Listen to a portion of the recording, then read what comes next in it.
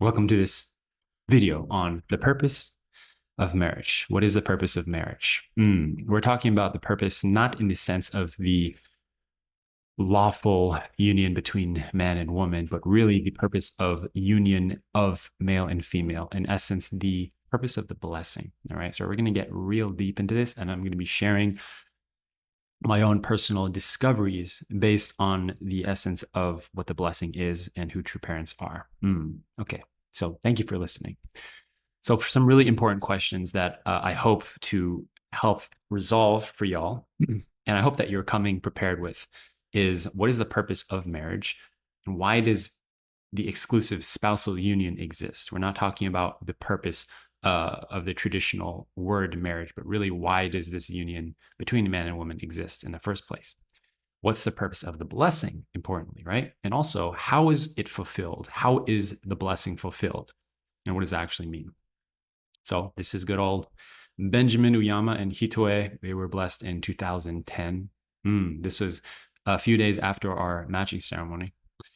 We were matched by true parents, and long story there that I'll share in a different video, hopefully for y'all. But a lot of the reason why I got blessed, if you asked me back then, I would have said 100% because I love God and I love true parents.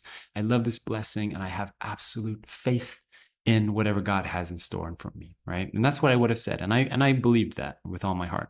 But in retrospect, my friends, after 14 years of marriage and talking with, I want to say, thousands of people about matching processes, about helping them through finding a spouse, digging into their motivations, their heart, figuring out what they really want, what is their North Star, what's blocking them. After all these conversations and really digesting my own life experience, I have discovered, my friends, that really my motivation was something like this. It was about 60% because I truly, truly believed in the blessing. I really had a genuine life-altering experience with God, and I wanted to receive this blessing. I wanted to figure out what it was about, and I wanted to make it my own. Yeah. That was really sincere. And then there was about a 40% in retrospect, if I'm really honest with myself, that was out of fear. Now, this is something that a lot of people face. Very, very few insightful people will actually recognize this in themselves, but I have noticed in a large percentage of people that want to get blessed. The 40% of me wanted to do it out of fear because I was afraid of what people would think of me if I didn't get blessed. I was afraid of the disappointment of my parents. I was afraid of being disenfranchised from my community, being judged by people. And that was based in fear.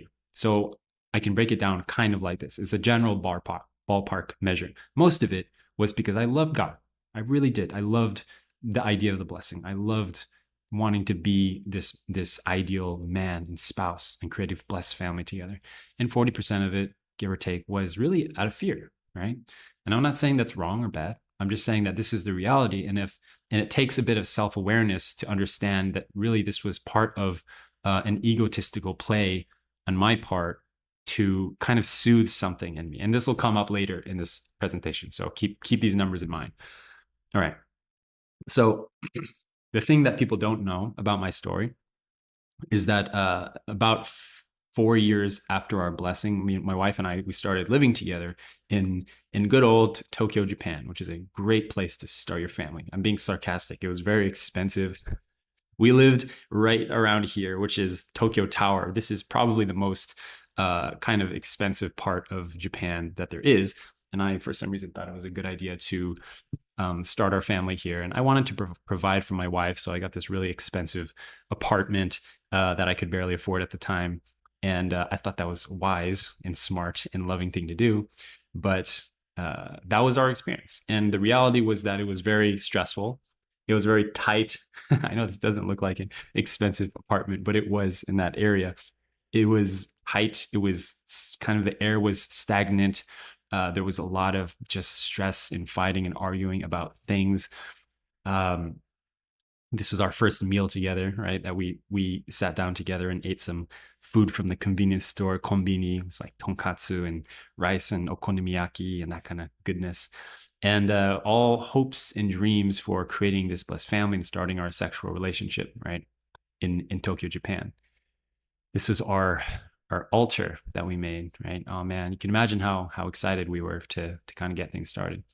And what I didn't anticipate is that this would actually be the rock bottom of our relationship. It would actually be the hardest, most stressful time of our relationship and our blessing. And the reason for that was because uh, we had, as you can expect, and is reasonable to expect, is that we had a lot of conflicts in our personalities, characters, preferences. We were young. And when you're starting a marriage relationship, there's a lot of things you have to sort through, let's say, to kind of get on the same page and to create unity. And the problem was, I thought that was not okay. Like, honest to God, if you break it down, I thought it was, I was failing.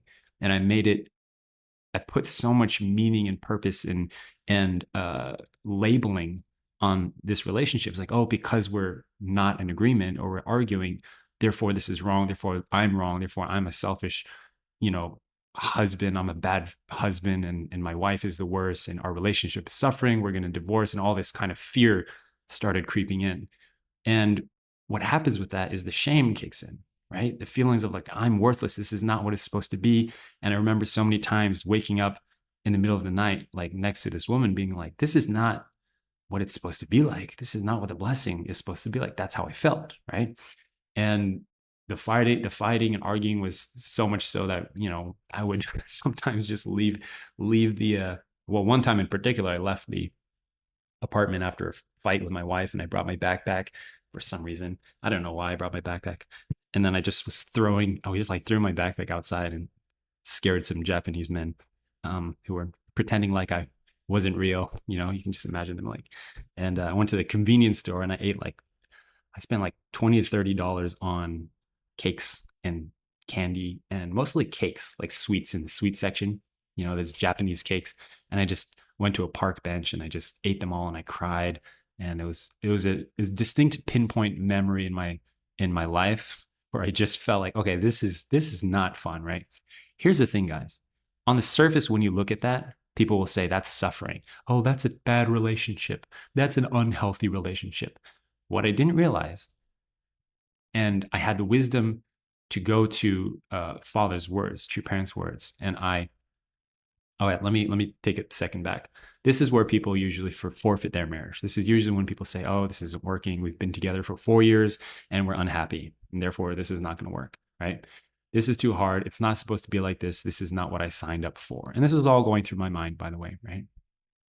And then I had the wisdom to go to true parents' words because I had this right here. Okay. I had the 60% that I was holding on to as a lifeline.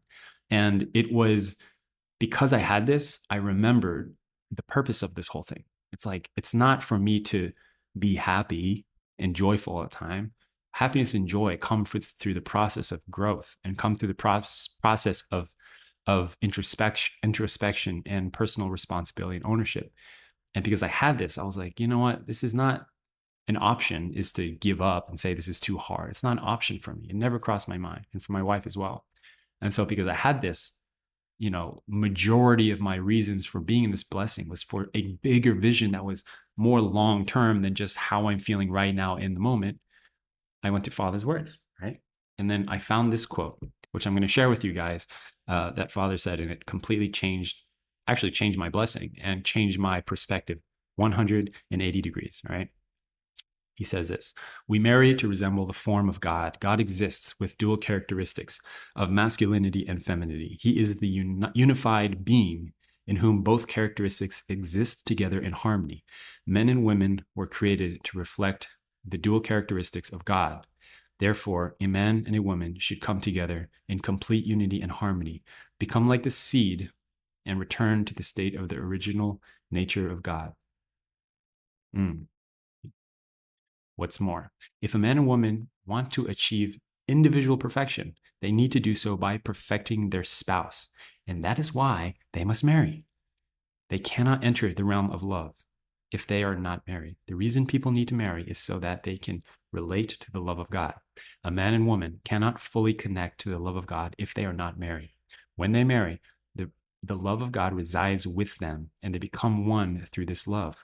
God can then bequeath the whole universe to them, including God himself, his love and everything that belongs to him. All right. And this is where it gets interesting. People marry to perfect their individual love while at the same time perfecting the love of their partner. Doesn't it feel good to know you marry to perfect both your love and the love of God? Men and women have to marry to prepare the foundation on earth through which God can love. The love of God cannot reside there until a man and woman unite together based on the foundation of love. In the final analysis, people marry for the sake of God's love. That is, to possess the love of God. Okay, if you're with me, you can imagine in the state of mind I was in when I read this, how impactful this was for me, because I saw these words, doesn't it feel good? And I thought, well, no, it doesn't feel good right now. It feels pretty miserable to be in this marriage. But then I thought about what he was saying. Doesn't it feel good to know that you married to perfect both your love and the love of God? So what happens is when I read this, guys, I went instantly from we're suffering, I'm suffering, our relationship is bad because we're arguing and we're disagreeing, to, and that's okay. And that's okay. Why? Because this is the process. This is the way. This is the path to creating a God centered family. This is the process of me and my wife experiencing God and being like God and possessing the love of God. It is through this process. And so it's no longer a bad thing or a wrong thing or a good thing. It is just exactly where we need to be right now. And it's through this process that we can prepare the foundation on earth through which God can love through our children eventually, right? Through being a couple. And I went home after reading this and I was like, honey, like I've got this all wrong. I had all my hopes and dreams to be this great husband, great, perfect man, and have this ideal couple. And I, honest to God, guys, I thought we would never fight. I remember thinking that, oh, we're not going to fight. We're too mature for that. We're not going to argue. And I'm not saying that fighting is necessary. It's not the fighting. It's just the arguing that creates opportunity for deeper insight, deeper self-awareness, and deeper growth together that creates trust and ultimately creates unity. And through that, we create love and we experience God in the relationship. So what's the purpose of the blessing, my friends? In my experience and my opinion, this paragraph summarizes the purpose of the blessing most profoundly. It is to experience the love of God. It is to experience God's male and female essence in union and become one, through which we can pass on love to our children and everyone around us. Does that not sound like a world that God is excited about? Does that not sound like a world that true parents have come here to create? Does that not sound like a world that you want to be part of, that you want to raise your children in? And is it possible? Yeah, it's possible. How do I know that? First of all, I know it's possible because true father and true mother have talked endlessly about it. And I don't think they would if they didn't know it in their being and their core with utmost conviction that this is possible to create ideal families. Yes, yes, radiant blessings. And the second reason I know it is because I'm doing it. I'm doing it. And here's the thing, guys. I've realized about myself. I'm I'm quite I'm quite self-aware to the point where I feel comfortable saying I'm self-aware, even though I know that somebody that is not self-aware is the exact person that would say they're self-aware. Does that make sense to you guys? And I'm saying this because like I'm the last guy to say that I would have self-awareness, because actually I think that it's not that I'm a very self-aware person or a super, whatever, but I know that I'm a lot more self-aware than I give myself credit to, if that makes any sense. And that's why I make note of that. And I'm saying this because I know without doubt that the version of our couple 14 years ago when we got blessed, 10 years ago when all this was happening in Japan, it's like we don't experience that anymore. We don't have the arguments, the fighting. We don't have the you should be better, you should do better. Like none of it exists. Like I can say that with confidence. Like everything that I felt like my wife should be or I should be different, my wife needs to change. I have completely accepted her. I've completely accepted my wife for who she is. And I want no one people say that they're like, oh, well, what if your spouse is this or that? You know, they need to change. Yeah, of course, we need to grow, of course. But to really accept someone means like, no matter what, like I'm here with you by your side. And that is what the blessing is, my friends. Is like no matter what, we are committing to staying together and sticking through this and growing through the process, no matter what. And I know when I say that, people are like, "Oh, well, my parents, you know, went through this, or my friend got divorced because their husband or their wife did this." I'm like, "No, I don't care. Nothing, nothing. Why did you marry them in the first place? Think about that. If you're receiving the blessing, you are receiving the blessing on the foundation that both of you, my friends, it takes two to tango. Both of you are committed to growing through everything together and to experience the heart of God. And if you have that commitment from the beginning, guys, there's nothing you have to worry about. There's nothing. There's nothing that you can't overcome. All you have is joy and freedom and being present with each other and loving each other. That's all you will experience if you are committed to growing together, to learning, to observing yourself and being responsible and having ownership to say, you know what? I need to grow. I need to change. And when you do that, you liberate yourself and you accept your spouse. This is a common conversation I have with husbands, by the way. Husbands will, you know, message me or call me and say, you know, I went through this argument with my wife, we're fighting, and she says this, and I think she should change, and I feel like I'm right. And I always say the same thing. I say, dude, you're gonna have to accept her someday completely, so you might as well accept her now. Think about it. You're going to have to eventually accept everything about your spouse, everything, internal and external. So you might as well accept it now. Even if you're single, you might as well accept. You might as well accept. Surrender. Surrender to God. Because if you keep continuing to think inside your head that you know best, you're not letting God work. If you think that you know best, that your intellect knows what's best for the kind of spouse that is good for you, my friend, you are mistaken, because you are saying fundamentally you know better than God. Think about that for a second. People that say, oh, you know, I don't want a spouse that is from this country or speaks this language. Okay, sure, you have the free will to do that. That's fine. That's your prerogative. But you have to accept the reality that you are fundamentally saying that you and your brain knows what is better than what God does. Is that the way you want to live your life? And most people that have any ounce of wisdom will say, no, actually, maybe there's bigger things at play than I and myself can find out. Okay. So this is the big conclusion for me. It is unreasonable to be great at marriage from the beginning. It's unreasonable. In fact, it's unprincipled. Ooh, if you can get this, you've cracked the essence, and you'll free up a lot of peace of mind in your life as a single person, but also as a couple. Is that it's actually unprincipled to expect that you'd be great, flawless at marriage and your blessing from the beginning. It would be unreasonable. Then why would you need marriage?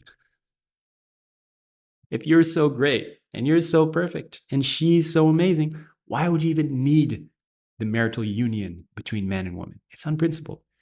It's expected and it's reasonable to expect that there will be conflict, that there will be growth that's needed. And sometimes that growth is what produces conflict and allows us to suffer, but that's our own choosing.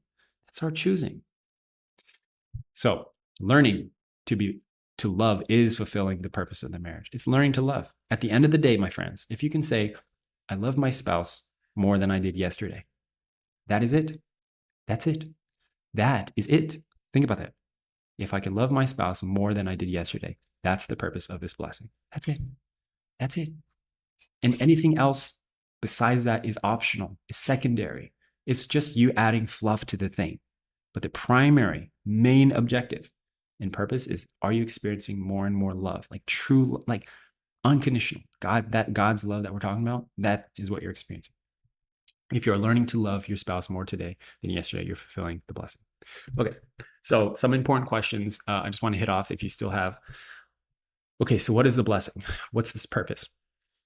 This is something you have to really delve into yourself and have your own conviction in. I would say, back to the 60-40 percentage, if you can have over 50% conviction in the blessing, I would say that's a good start, because the reality is that you cannot fully really understand the value of the blessing until you practice it. You can't really understand anything fully until you practice it and you tweak it.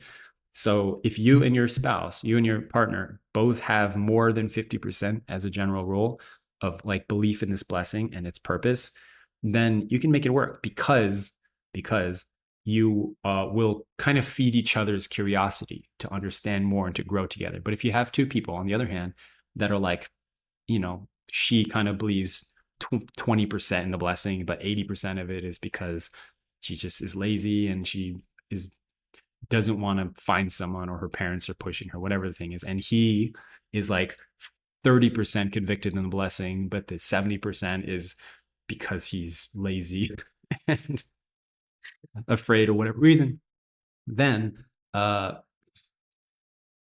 it's not going to work, because when they get married in a relationship and start getting busy with life, they're going to start feeding each other's negativity around this blessing. But if you have people that are over the 50% threshold, then they feed each other's curiosity, and you both start to understand the blessing together. And that's a beautiful thing. And you kind of unravel and unpack this blessing as time goes on.